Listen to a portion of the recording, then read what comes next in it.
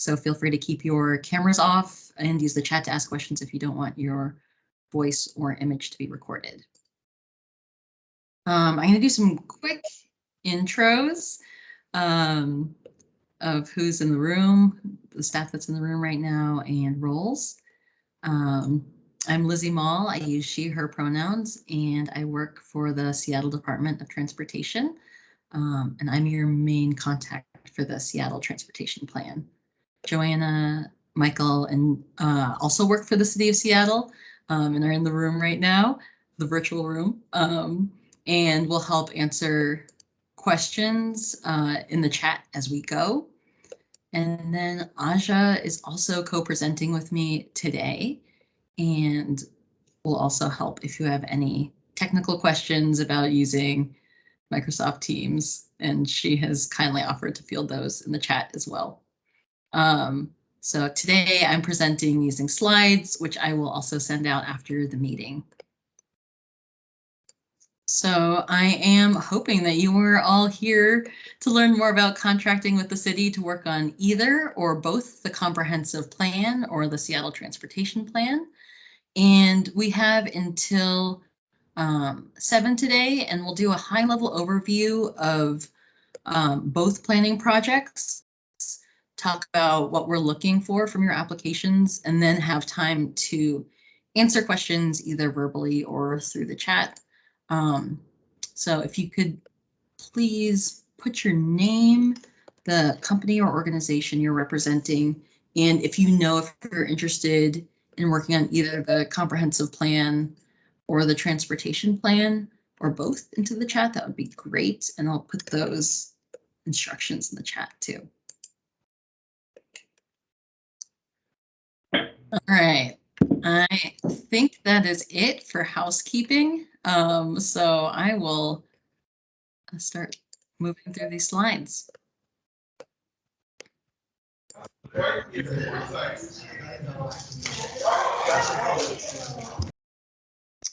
Thanks for muting yourself, appreciate it. Here is one reason why we are collectively planning. We are planning for growth. People want to live and work in Seattle. On this slide is a graph that shows how much Seattle has grown. The 2010 census reported that Seattle had a population of over 608,000. The current population estimate is that there are 776,000 people who live in Seattle. So that's like adding all of the people who were counted in Seattle during the gold rush era to the past 10 years. And now looking forward, we're planning for a Seattle population of 1 million people for the next comprehensive plan.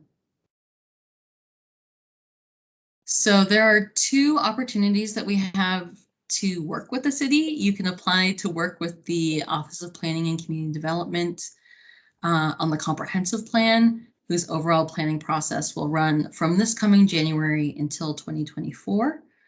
Or you can apply to work with the Seattle Department on the transportation plan, whose process will run from January through March of 2023. Or you can apply to work on both. So how are these plans related? The comprehensive plan is the vision for the city and encompasses a lot of the policies that guide development and housing, parks and open spaces, transportation and more, which Aja will talk about shortly. And then the comprehensive plan will be an update to this overarching vision and policies for the city. We also have other citywide guiding policies and plans like the race and social justice initiative.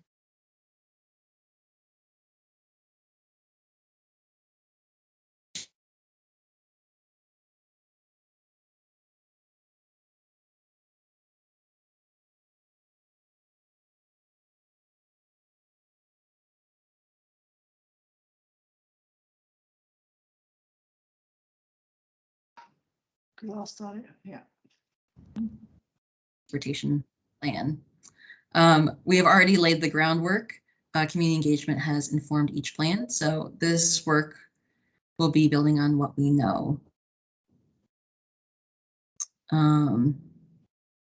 I saw lost audio. Am I coming through to folks? Okay. You were frozen for a little bit, Lizzie, and then you came back. I'm so sorry. I'm having some network issues, I guess. Feel free to stop me if you can't hear me. And I'm actually going to turn it over to Aja to talk more about the comp plan. So Seattle's comprehensive plan is a policy tool that is created for and by Seattle's communities, and it helps guide the city's housing and job growth over the next 20 years. So when we talk about this tool, it's a long-term plan that is not like the transportation plan, going to be focused on immediate, like in the next 5-year improvements to the city, but really is more of a longer horizon. And it's updated every 8 years. We already have a comprehensive plan. This would just be a major update to it. So that's actually mandated by the state. So this comprehensive plan will be an update to Seattle 2035, which was completed in 2016. And I think a good way of thinking about this update is it's going to be guided by many of the same principles, but really taking a fresh look at the city, which has been growing, as Lizzie demonstrated in the top of the presentation, and really thinking about where we as a city want to be in the next 20 years. So next slide. Right now, I think is a really unique moment, and it's going to have a lot of implications for what makes this comprehensive plan update unique. Obviously, we are currently in the middle of a global pandemic, which is going to have some major implications for obviously the issues that we're facing now, but also how we're going to be planning for growth in the future. In addition, we've had a national reckoning with systemic racism, which has had impacts certainly at the local level, and is going to factor majorly into how we're approaching this plan, and that we're really structuring our outreach and engagement, which you all are hopefully going to be a part in really centering equity at the heart of our interactions with community and how we're going to be drafting the plan itself.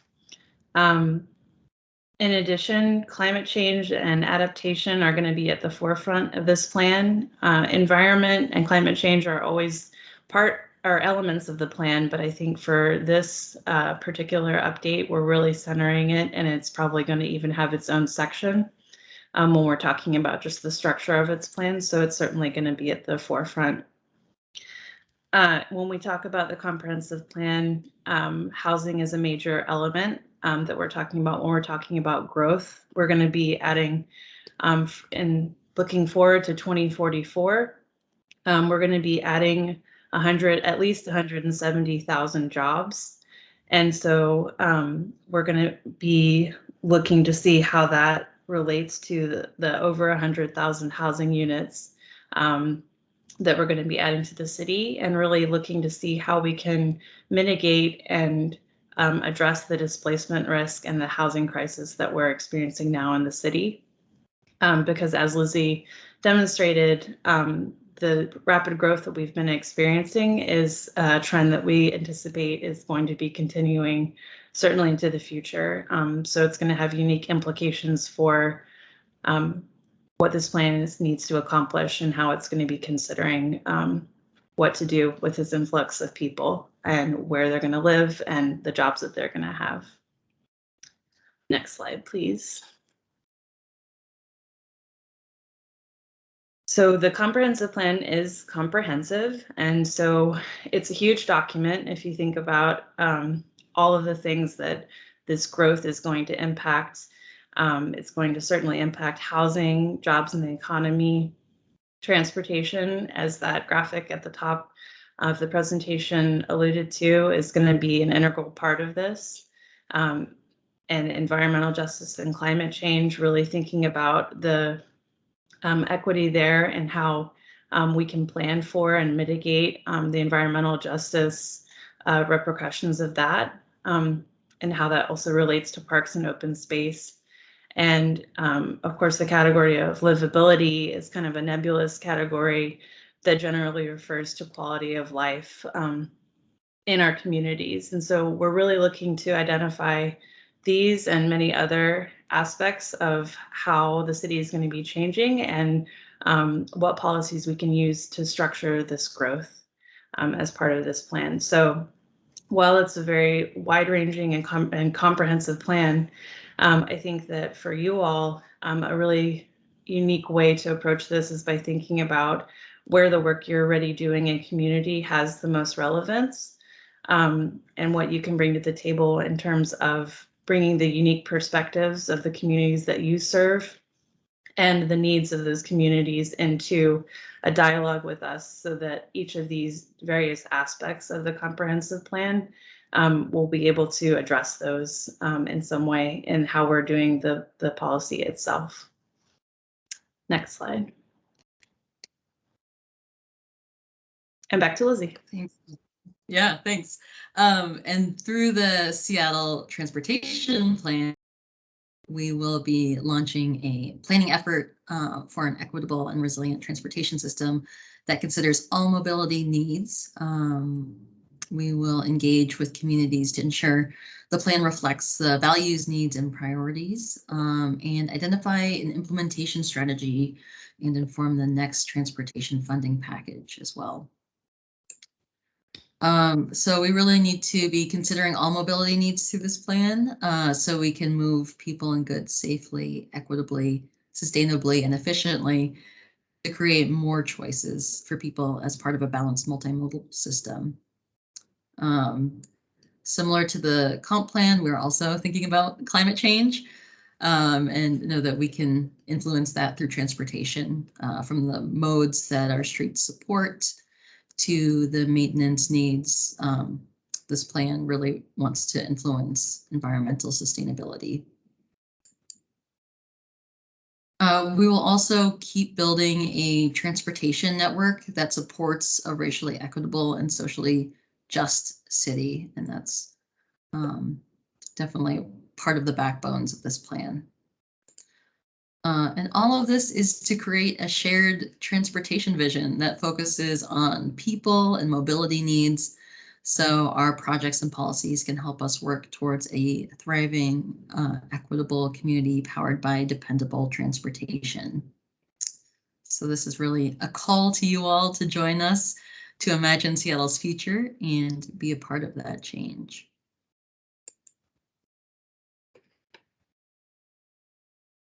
Asha. So as I was saying, and as Lizzie mentioned, for both the comprehensive plan and the Seattle Transportation Plan, we're really focusing on a strategy of equitable community engagement, which is to say that we're concentrating our resources on uplifting the voices of minority communities that often are overlooked in these type of planning processes. And so at the top there, you can see just listed out, for example, some of the communities that we're looking to uplift as part of our work, and to have both broad and deep engagement with these populations, which have historically been considered hard to reach. And I think that we're really looking to community to help us co-create better methods to reach these communities and to take the information and the priorities that are voiced by these communities and write them into the plan itself. And at the bottom, these three dots are just to show that the work that we hope that you'll be doing with us is part of a larger, it's one piece of a puzzle, it's part of a larger effort that each of our offices will be doing to ensure that this community engagement is robust. And so, for example, internally, we're meeting with city boards and commissions, also working, for example, OPCD is working very closely with the Department of Transportation, where there's overlap, and we also have interdepartmental teams. So we're coordinating with other departments within the city that maybe already are doing work or have their own plans to ensure that our approach is unified. And in addition, the work that community-based organizations and small businesses will be doing for outreach and community is going to be coupled and sometimes using virtual events. We are in the middle of a pandemic, and so as we know, virtual events are going to be a huge part of that, in addition to in-person work. And we'll each have websites where we can house these opportunities and make sure that they're accessible for people, maybe not at the same, at the moment that it's happening, but it's a place that's centralized that folks can go to get the information they need, and to also take part in virtual events that are happening both at a citywide and neighborhood level. Next slide.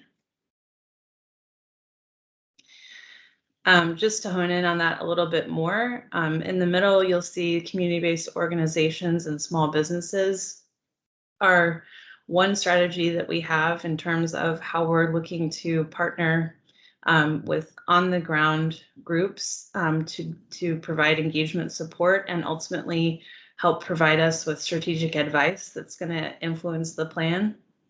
Another method that's very similar to that will kind of be going on in a parallel fashion that both the Department of Transportation and Opcd are doing is working with the Department of Neighborhoods to develop a cohort, so a group of community liaisons who are individuals within the community that have existing ties to that community and that are sort of trusted representatives of that community. And they'll be doing very similar work in terms of that on-the-ground engagement and harnessing all the information that they get from community into a deliverable that they can give to each of our respective offices so that we can use that to inform our plans. And then just to touch again on how equity is at the center of this engagement process, we have on the right the Transportation Equity Work Group, which is part of SDOT, and the Equitable Development Initiative, both of which are groups that are going to be giving strategic advice on how our policies are developed. And they're committees that will help us to ensure that the strategies that are coming out of the engagement are adhering and really centering an equitable and socially just policy, a set of policies that comes out of these. So this is just all to say that the work that you'll be doing is part of a larger engagement push for both plans. Next slide. Thanks, Aja. So this slide shows a project timeline for the two planning projects. The Seattle Comprehensive Plan launches publicly early next year and will go through a few phases of shaping the plan through 2022 and reviewing and refining the plan through 2023. And then the comprehensive plan will be adopted in 2024. The Seattle Transportation Plan has a shorter timeline with the public launch also in 2022, with most of our time dedicated to information gathering and shaping the plan. And then we will have a draft plan by March of 2023. So the contract for both of these efforts will run from early 2022 until early 2023. One thing to note is that there will be peaks and valleys for engagement for both processes because we really want to make sure that the work that we're doing together impacts the planning process. So we'll spend time together as we refine the scopes of work. For both the comprehensive plan and the Seattle Transportation Plan, we have two funding levels. The first one is engagement and information gathering for $5,000. And that is a contract to hold a few unique events, reach people in culturally appropriate ways, gather and share information to help inform the planning process. And the second scope is engagement partnerships and policy recommendations. And that is a contract for up to $30,000. And that's to partner with us to develop and implement an engagement plan and provide a report or paper that will really help us inform each of our plans. Again, we'll be able to work with each of you once you've been selected to build out your scopes of work. We're also here to support you if you want us at events or want materials produced as well. Both the comprehensive plan and the Seattle Transportation Plan have a similar application and also ask similar questions to be answered in a narrative of 5 pages or less. And we will go through these application questions right now in a little bit more detail, which will hopefully help you through the application process. So we first want to know more about your community connections. We are prioritizing engagement with communities the city has historically marginalized. So within that category of marginalized populations, we're specifically looking to partner with groups who are already serving or are part of Black, Indigenous, and or people of color communities. We're also looking for organizations or businesses who serve neighborhoods with a high displacement risk. So you can see the Seattle 2035 Growth and Equity Analysis map on the right side of the slide, and the link to the analysis can also be found in the applications. We also want to hear more about who will be working on this project and want you to share with us what sorts of skills are in your group. This will help us through scoping, and so we can better know how to support you through this process. And we also want to know how much money you'll need to achieve your scope of work with dollar amounts assigned to each task that you suggest. One thing that Aja mentioned is that we really want to work with you all to support the work that many of you are already doing for envisioning the future in your neighborhoods, and want to provide funding and an opportunity for you to determine how your input is best used in the planning processes. So this part has the largest number of points for scoring your application. And that's to tell us what sorts of activities and strategies you would like to use to get input for the plan. So some examples could include focus groups, surveys, hosting events, doing something virtual, creating interactive art, or anything else that makes sense for how you show up in your communities. Importantly, we want to make sure that the deliverables are something useful, so we can work with you a bit on what those would be in the timeline for delivery. The real goal is that the deliverable is tangible and meaningful and can be used by city staff to guide policy direction. And as I said before, we want to support you through engagement so we can provide materials and city staff members can show up at events. So this is also a space for you to let us know how we can best support you.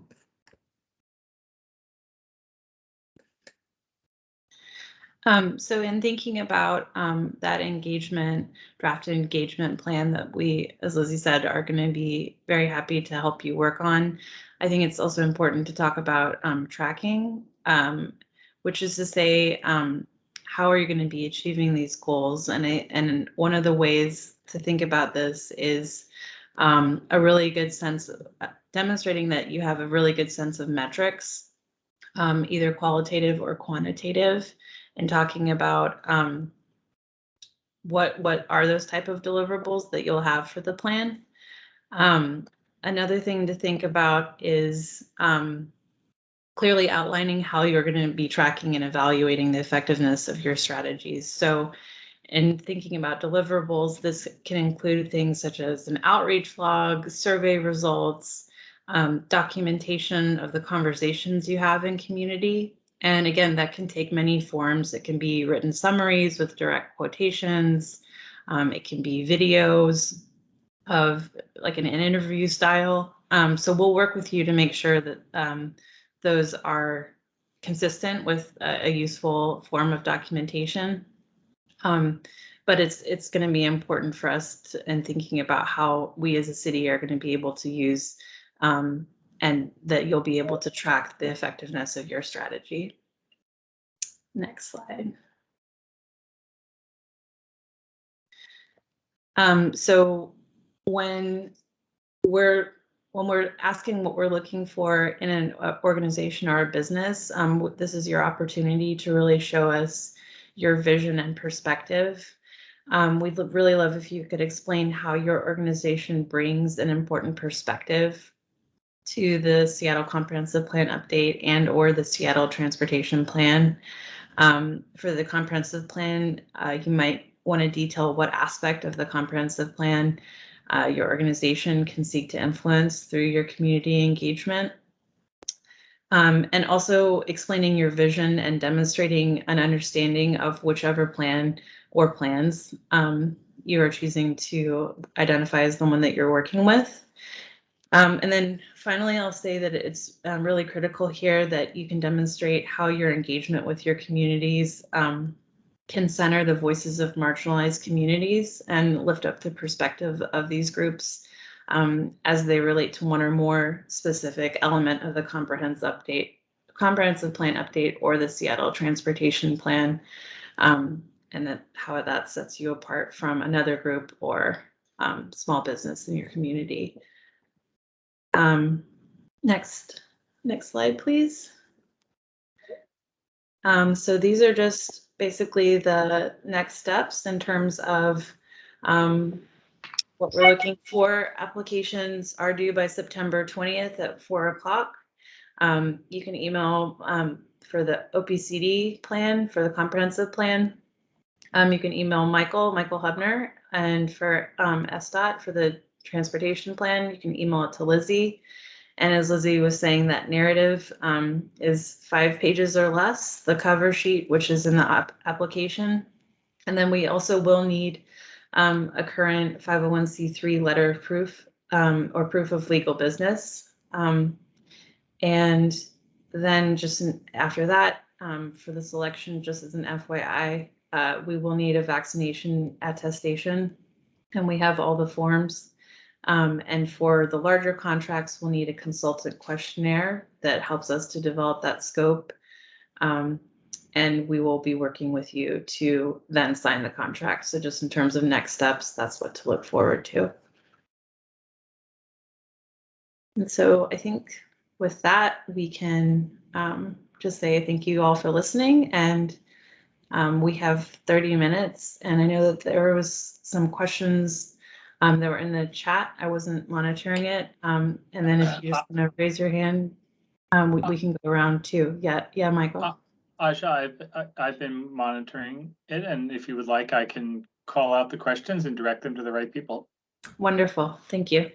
Yeah, I'm gonna work backwards just from the most recent, but we'll cover all of them. So for those who put in the earlier questions, I think this is a question for Lizzie and or Aja. Can the organization be a fiscally sponsored organization to apply? I can take that one.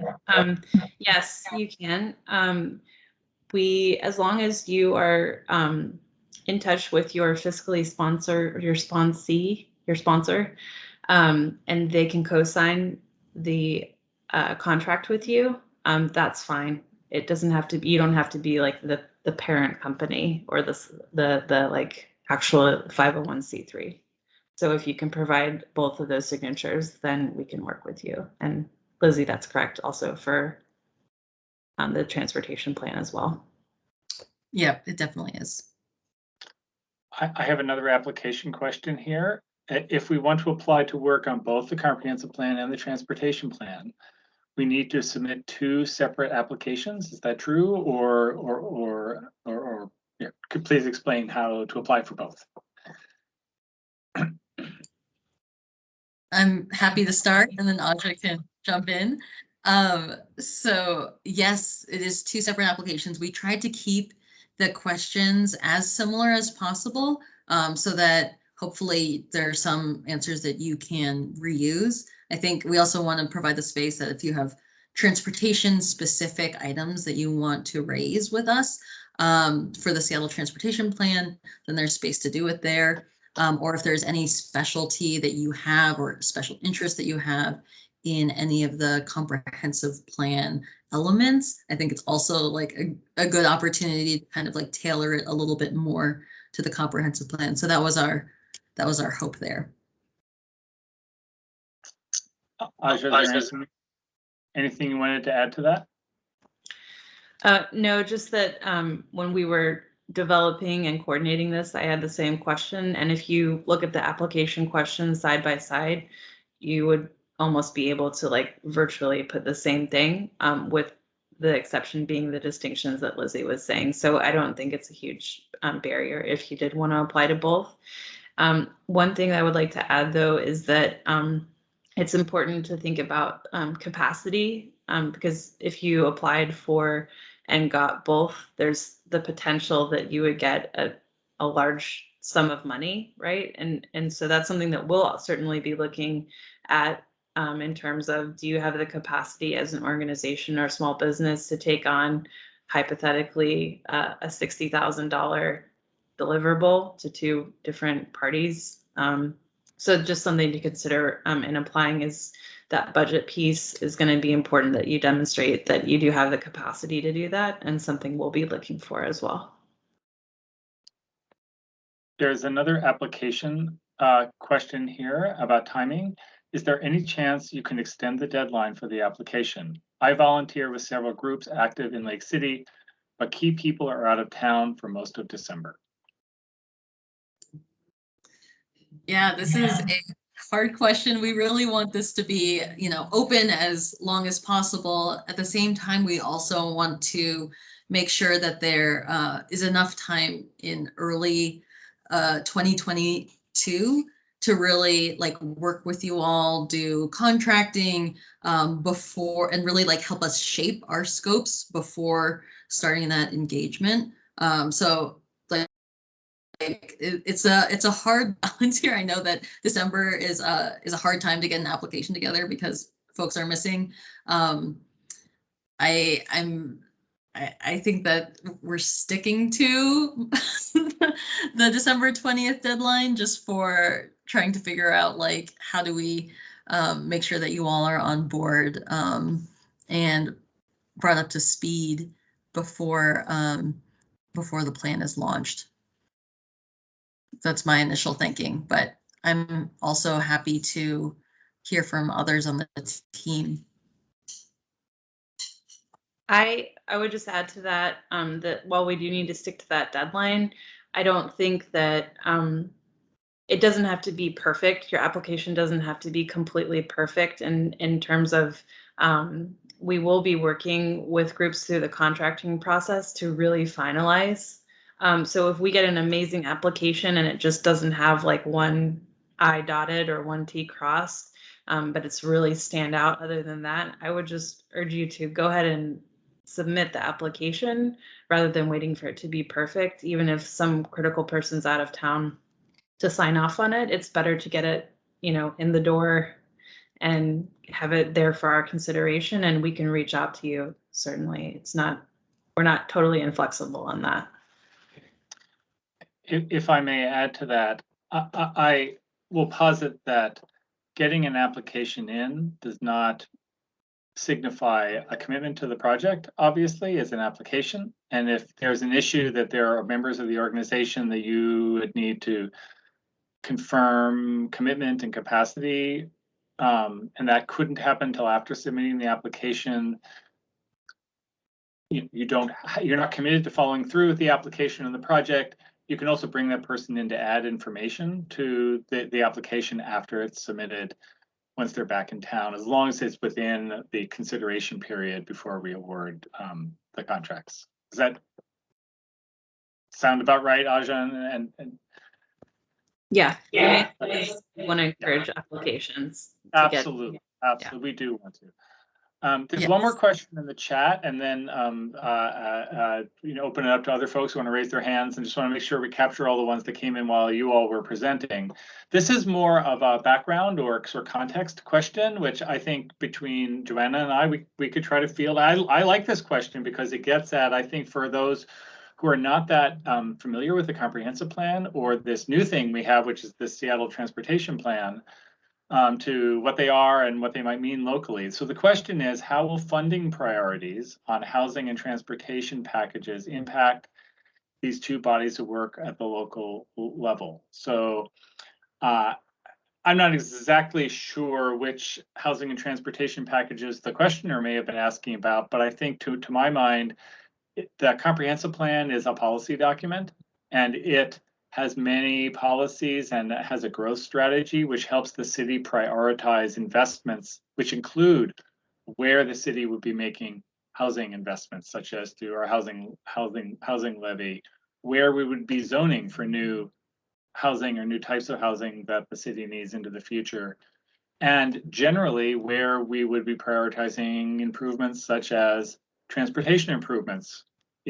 The current plan talks a lot about prioritizing investments in our urban centers and urban villages, for example. The update could continue that policy emphasis. It could bring in other ideas about where and what kinds of investments generally the city should be prioritizing into the future.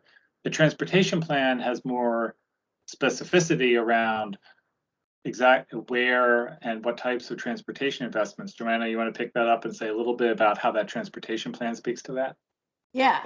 So in addition to, like, as Michael mentioned, locations and the type of network that the city of Seattle wants to see in regards to transportation system, as Lizzie mentioned, striving towards more of a multimodal sort of system. Additionally, envisioning that the Seattle Transportation Plan will also include a project prioritization framework. And so what that could look like is the criteria that we, or the machine that we run projects through prioritize that would move forward in the next funding package. So hopefully that's helpful. I think Sameth, you asked the question. I see your hand. Yeah, sure.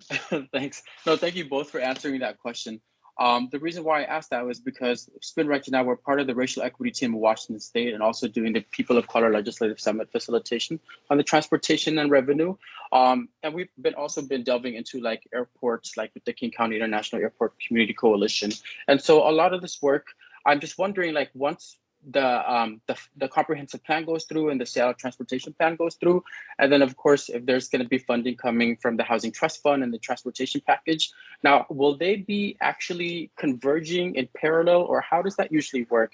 Because as you go into 2020 or 2022 and into 2023, and then with funding coming through, what happens in that space in time? And then the second question to follow up on that is that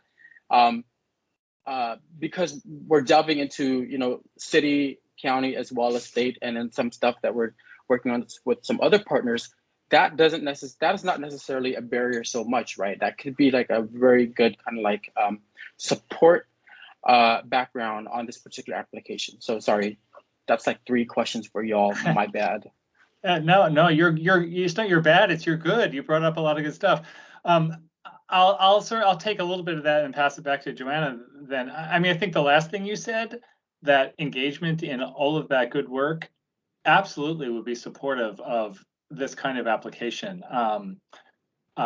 So it's not irrelevant at all, even if it's not, exactly the kind of policy development that the comp plan, for example, is, but just engagement in public policy or budget or other work that serves communities and is forward-looking, even if just in the short term. If you're asking about would the comprehensive plan work speak to investment decisions made over the next couple of years, 2022, 2023, the answer is no, as far as the comprehensive plan goes. And I mean, I guess really the transportation plan too. we're not going to be adopting those plans until 2023 in the case of the STP and 2024 in the case of the comprehensive plan.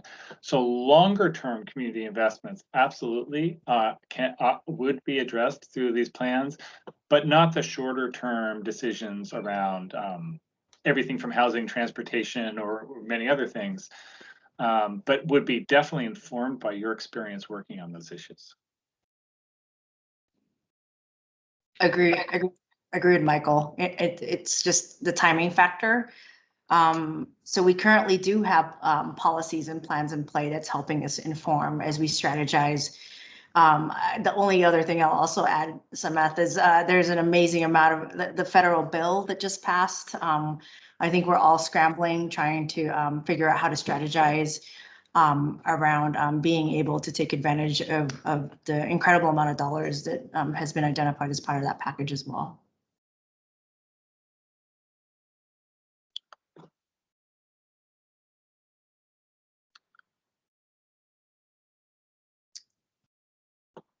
Any other questions? Oh, I see some other hands up. Let's see.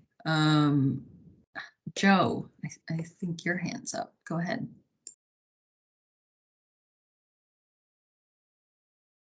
Oh, you were muted. Sorry about that. If you could unmute yourself. Okay, I think we're good now. I promise I know how to use technology, I swear.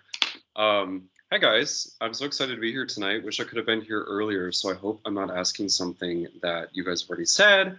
My name is Joe Riley. I'm from Seattle Subway.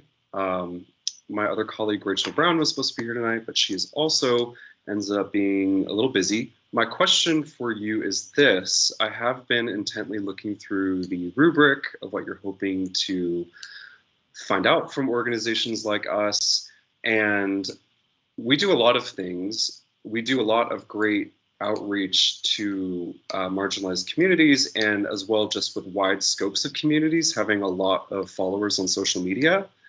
And we do a lot of work very closely with the Urbanist and with Seattle Transit blog. We all regularly are a pretty tight-knit little trinity of urbanist groups. And I was curious to know how important having transit-specific oriented community groups are in this process. Obviously, it's for a transportation plan and for zoning and things of that nature, but I do know that transportation planners work at the city and they're very good at their jobs. So I am curious to know how important it is for you guys that you have folks who are community-oriented transit organizations, as opposed to just organizations who do reach out to marginalized communities. We do both, but I was curious to know how important the transportation component is to have, like, if that's something that we should really try to emphasize on our application. I can jump in since it was mostly transportation related questions. So I would say share all of your experience with us. I think that's super helpful. So, you know, reaching out to marginalized communities, having experience in transportation, share it. I take it as a compliment that you say there are good transportation planners that exist, because I am one, so thank you. So I think that it's very, it's important to have a good balance of, you know, I know what I know. I, you know, have done my own education and, you know, live in my own space and have my own communities, but, you know, there's lots of other people who live in the city and have their own experience. And that's really what we want to expand and really, you know, create more networks and reach out a little bit more. So I'd say that's all valuable experience. And feel free to write about it. Great. Okay, cool. Thank you. Yeah. Let's see, I don't think I see any new hands up. Any other questions from folks? you guys have any, oh, am I still muted? Oh, I know that's fine. And please, I just wanted to briefly build on that answer, just a tad. I would really encourage, and I think the questions steer any of the applicants there, is to share. Every organization will work with different communities across the city, and also work in different domains, different areas of policy or community need or activities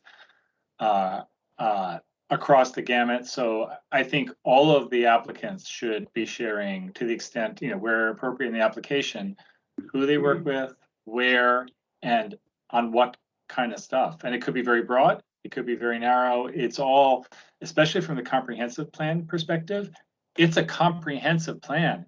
It has a very broad spectrum of policy. So we would really want to hear about any and all areas and of work of your organizations on the substance of policy or just community work.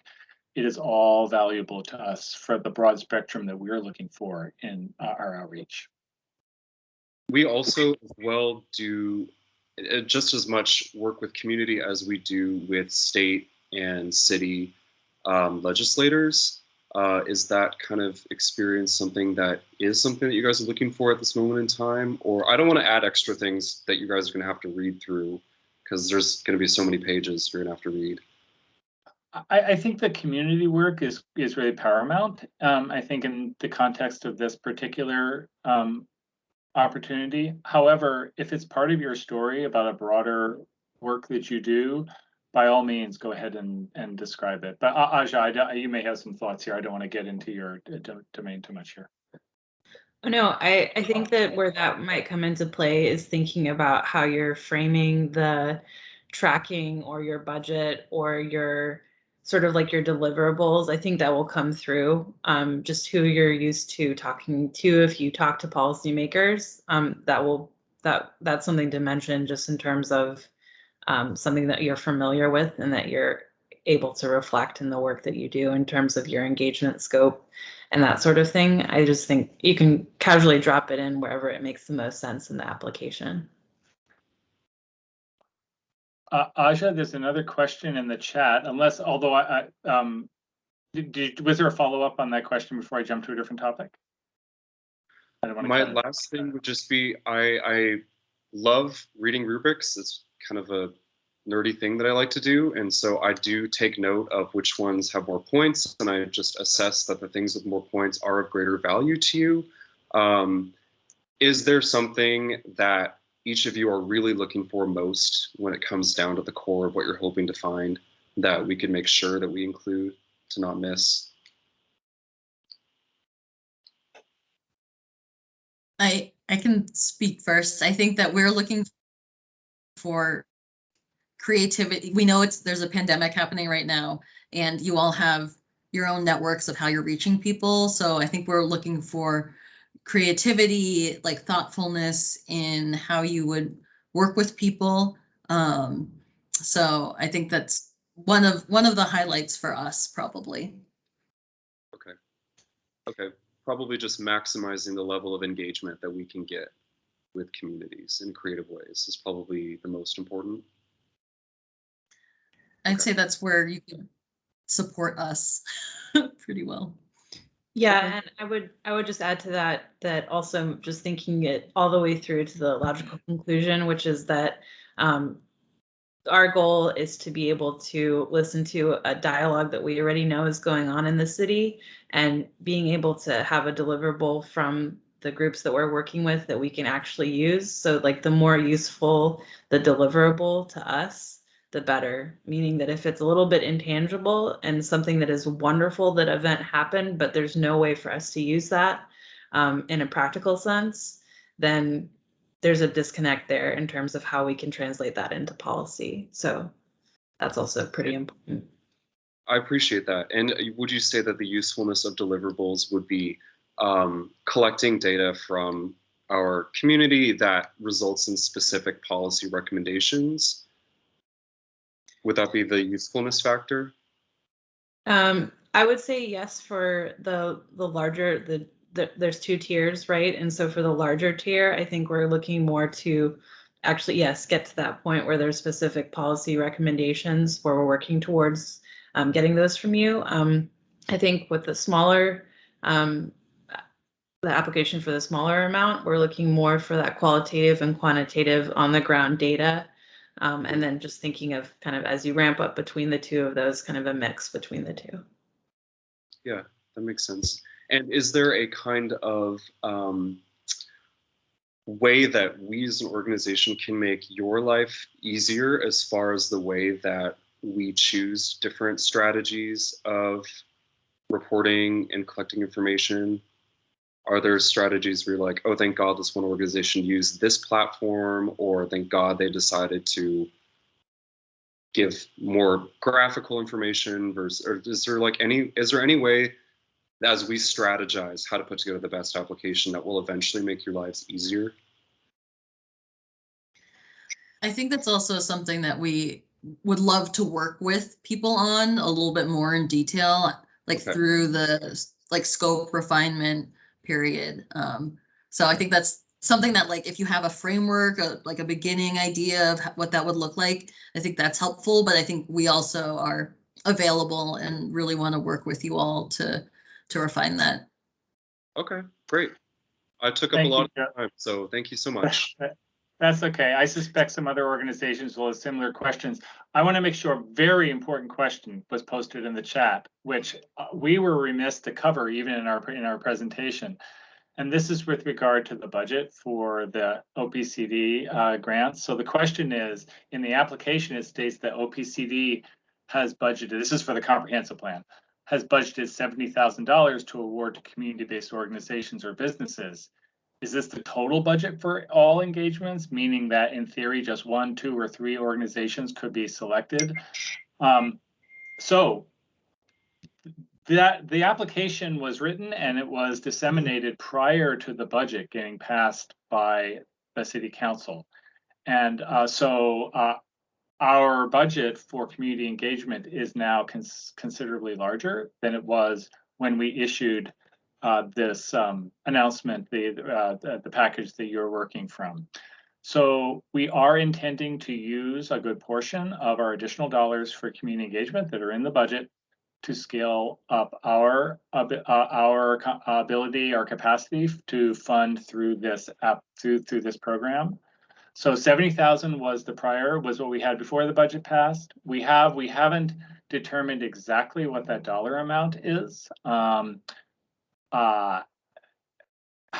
However, we're getting into the same capacity, the same ballpark as SDOT brings to the table. So I would take that, and apologies, I don't have more detail in terms of a specific dollar amount. I think we'll look to see what applications we get with an aim toward, if we see a lot of quality applications, we have a pool of newly budgeted funds to be able to contract with more organizations. So the bottom line here is, do be encouraged to apply for the comprehensive plan. Do not let the $70,000 figure be a barrier. We had envisioned at $70,000 with a mix of small and larger contract levels, we maybe would have been able to contract with 4, maybe 5 organizations. We know that we can do more than that now that the budget has passed. So I hope that's good enough to answer that question and provide encouragement. Aja, did I miss anything there? We probably should let other organizations as well who came to the last session know that information, since it is new. Just last week, the budget passed. Yeah, and the only thing I would add to that too is again those 2 tiers. So it kind of depends on the pool of applicants for each project, in terms of, say we get 20 applicants that are all for $5,000, and so the mix of who is applying for the larger amounts and who is applying for the smaller amounts is also going to dictate the ultimate number. But with this widened pool of funding that we have, at least on OPCD's side, it's also going to dictate a change in sort of the composition of who's applying.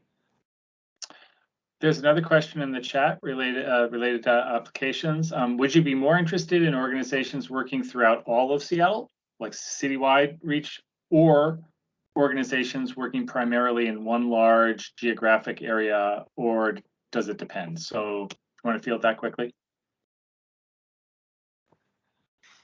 Yeah, I think I will say that it really depends. I think, again, on sort of the pool of applicants, we're really looking to groups that are serving. I think it will depend in the sense that if it's a concentrated area with minority populations versus a dispersed minority group that's dispersed geographically, then it would sort of dictate like there would be a difference there. Versus a group that maybe serves a population that is concentrated. That was a convoluted way of saying it really depends. Lizzie, can you add to that or correct? I would just say, yeah, it totally depends. Don't misrepresent yourself thinking that we want one thing over another thing.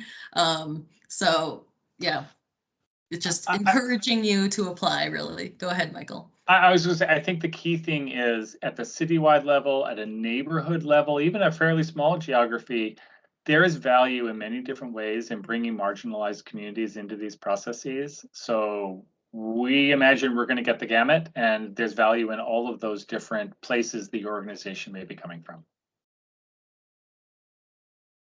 And I see a hand up from Matt. Matt, do you want to go ahead? My question was actually answered, so I meant to lower my hand. Awesome, thank you. We have 2 minutes left, but happy to stay and talk more. Any other questions?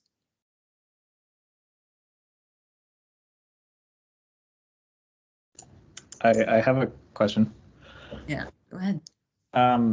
So this is primarily an engagement program. That is, the city is looking for better ways to engage with these various communities. However, it is engagement on a specific topic. And so the questions that will be asked during that engagement, is the organizations, the volunteer organizations, supposed to come up with those questions? Or are those going to be sort of templated or designed or collaborated on with the city, and the city will say, we want answers to these questions, please go find answers? That's a great question. So for the Seattle Transportation Plan, we'll kind of have an overarching engagement plan of like, hey, here's the kinds of things that we want to know to help inform the planning process as we go. But then really work with you to think about like, how are we asking those questions? What are the specific questions that we are asking? What makes sense to ask now versus later, maybe? And really like work with you on those materials too. So it's kind of a yes and, so we'll have overarching hopes for different parts of the engagement process, especially for that larger contract. But then we can work with you to shape those like more specific engagement questions that you'd be working with folks on. Is that helpful? Sort of. Yes. Aisha, do you want to try to cover that for the comp plan? I'm happy to speak to it if you want, but I'll let you go first. Yeah, like Lizzie said, it's helpful to think about that timeline that we gave in terms of the different phases of the comprehensive plan engagement process. It is a 2-year process, so there's going to be throughout 4 different phases, right? So in the beginning, we're kind of asking what we need to be able to write the plan update itself. We need to know from community, what are the issues? What would you like to see in 20 years from the plan? So really broad general questions about as they relate to the plan. But we'll be working with, the groups that we select to really co-create the questions and also the methodologies for how to best get that conversation going in community and communicate that back to us.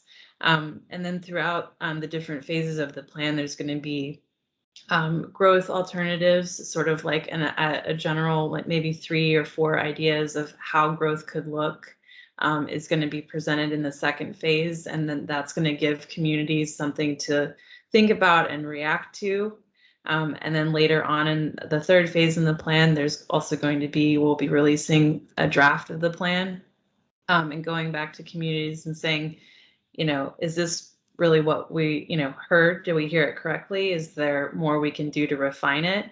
And so the last phase of this engagement is really going to be bringing all the feedback that we got in the form of a final plan back to community. So I would say that throughout all of these phases, that feedback loop is something we're looking to have a continuous conversation that revisits the work that was already done by the previous phase, in terms of, did it resonate? Did we get it right? And did the feedback get integrated in the way that you articulated? Does that help nuance it a little bit? Yes. Well, and I'm build on it just a tiny bit, which is there are certainly, we are going to be doing engagement apart from what community-based organizations would be doing. We will have materials. We will be doing surveying. We will have very specific comment periods related to the development of the plan that has materials and questions.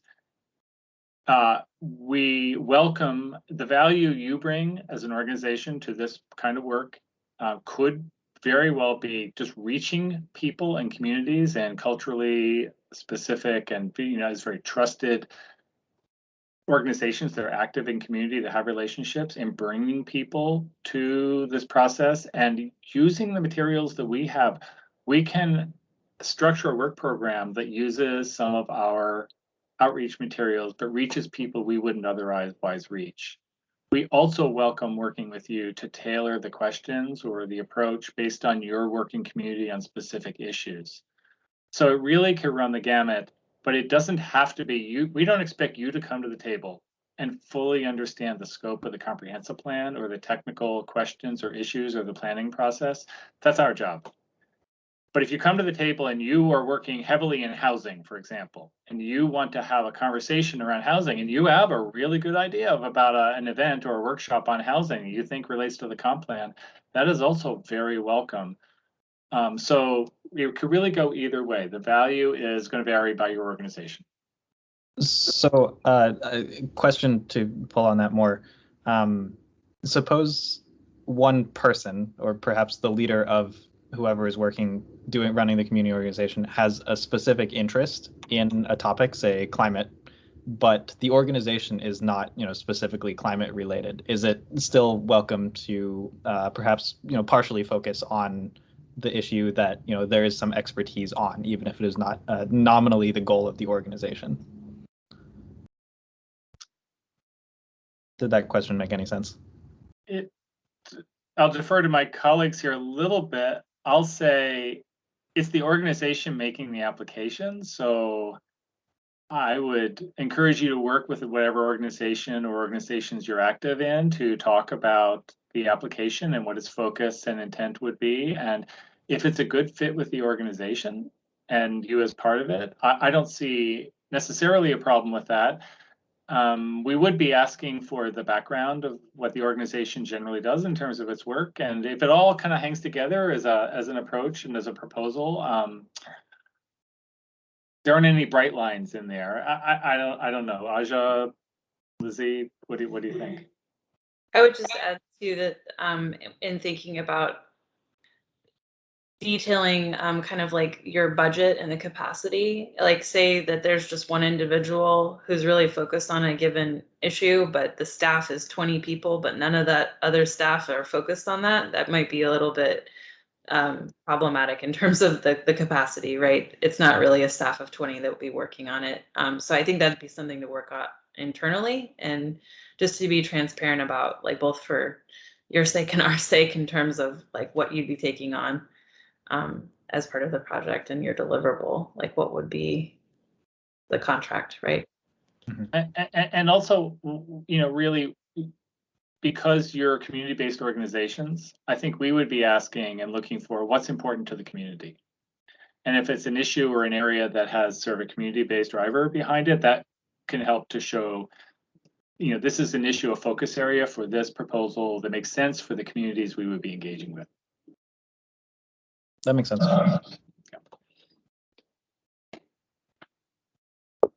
Yeah, that seems to make sense to me too. I would imagine, so since we are, for example, are a subway-oriented organization, and we have lots of followers who do advocate for subways, that we would predominantly not want to offer suggestions on energy efficiency or public utility as much as we would want to about rapid transit, bus rapid transit, subways, things of that nature. Kind of stick to predominantly the lane in which you have professionalized in, for the most part. I'd say if that's the way that you have grown your community and your organization, then and it's like best set up to support you or whoever is doing the application, I'd say, yeah, as Aja was talking about, like knowing that it's not just you, that there are others there to support you, that you have the capacity, the personal ability, as well as your community's ability to help you with this, I think is probably important. So we can do a little bit broader as long as we're doing good work. Okay, great.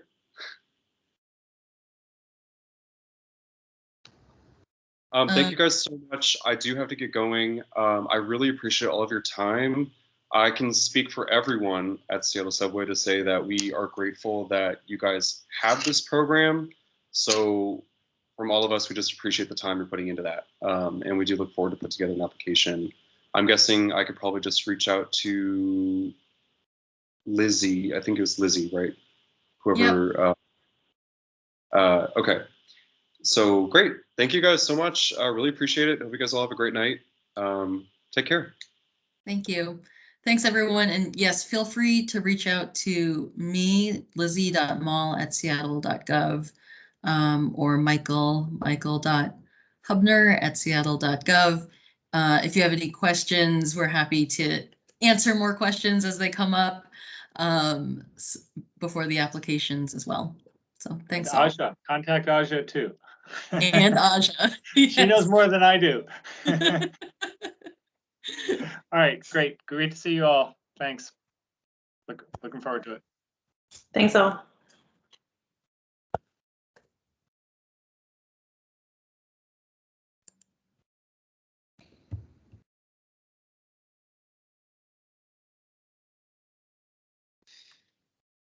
Great job, Lizzie. Thanks, Joanna. Thank you so much for answering some funding questions. Yes. Money. Yeah. No, Betty, great job. oh, sorry. Thank you. Betty, do you have any questions? Oh, you're leaving. Okay. Just making sure that there wasn't any lingering question out there. All right. All right. Have a good evening. All right. You bye. too. Thank you. Bye.